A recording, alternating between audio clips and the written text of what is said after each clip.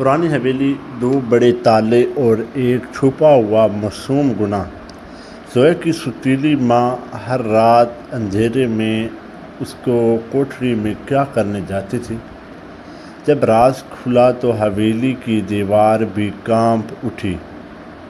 ایک ایسی قربانی کی کہانی جو آپ کی آنکھوں کے آنسو میں لے آئے گی۔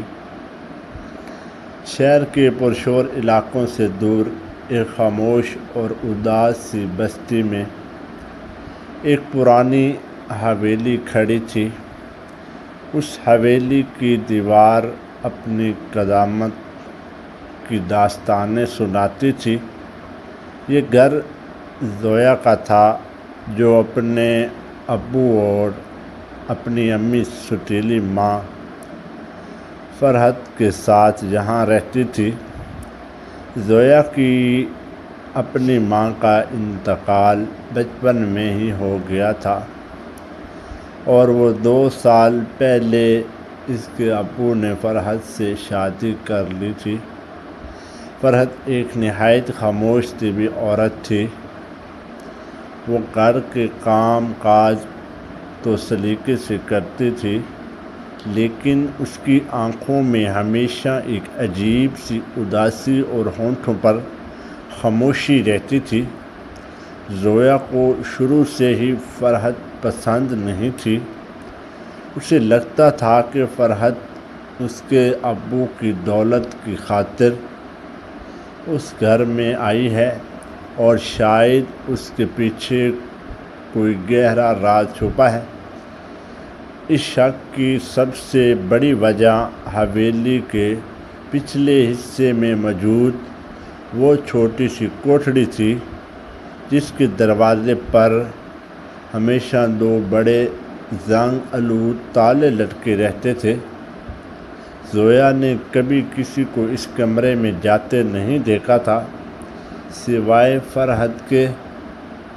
ہر روز سورج ڈھلتے ہی جب سورج پھیلنے لگتا، فرحت کچن سے ایک ڈھکی ہوئی تھیلی اٹھاتی اور چپکے سے اٹھ کوٹھڑی کی طرف نکل جاتی تھی اور وہاں آدھے سے 1 گھنٹہ گزارتی اور پھر خاموشی سے واپس آ کر اپنے کمرے میں بند ہو جاتی تھی۔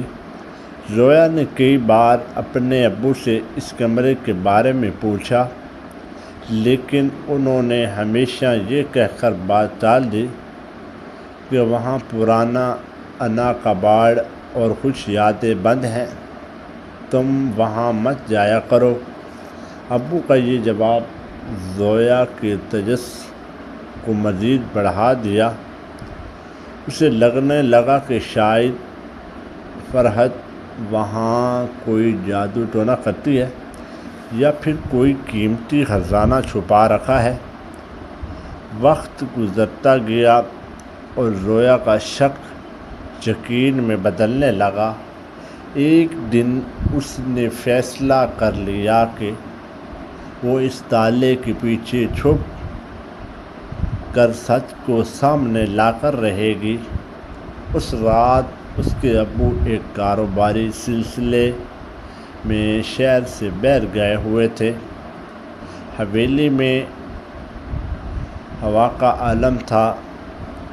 فرحت ہمیشہ کی طرح تھیلی لے کر پچھلے حصے کی طرف بڑھی۔ زویا دبے پاؤں، سانس روکے اس کے پیچھے چلنے لگی۔ فرحت نے کانپتے ہاتھوں سے تالا کھولے۔ دروازہ کھلتے ہی ایک عجیب سی پرانی مہک بار آئی۔ فرحت اندر داخل ہوئی اور دروازہ آدھا کھلا چھوڑ دیا۔ زویا کی دھڑکنیں تیز ہو رہی تھیں۔ اس نے ہمت جمع کی اور دروازے کی دراڑ سے اندر جھونکا۔ کمرے کے اندر مدھم سی روشنی تھی، جس میں زویا نے دیکھا کہ فرحت ایک وہیل چیئر پر بیٹھے ایک 10-12 سال کے لڑکے کے سامنے بیٹھے اسے اپنے ہاتھوں سے کھانا کھلا رہی تھی۔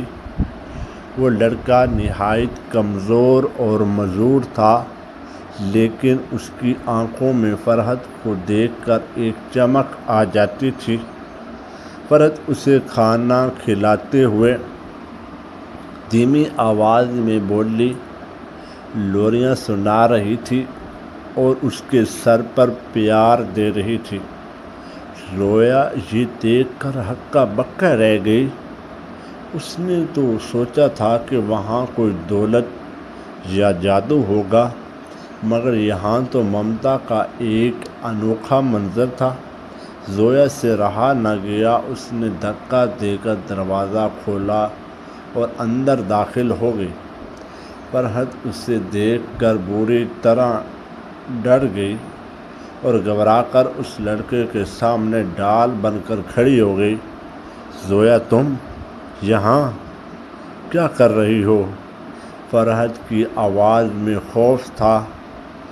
زویا نے چل کر پوچھا، یہ کون ہے اور آپ نے اسے یہاں قید کیوں کر رکھا ہے؟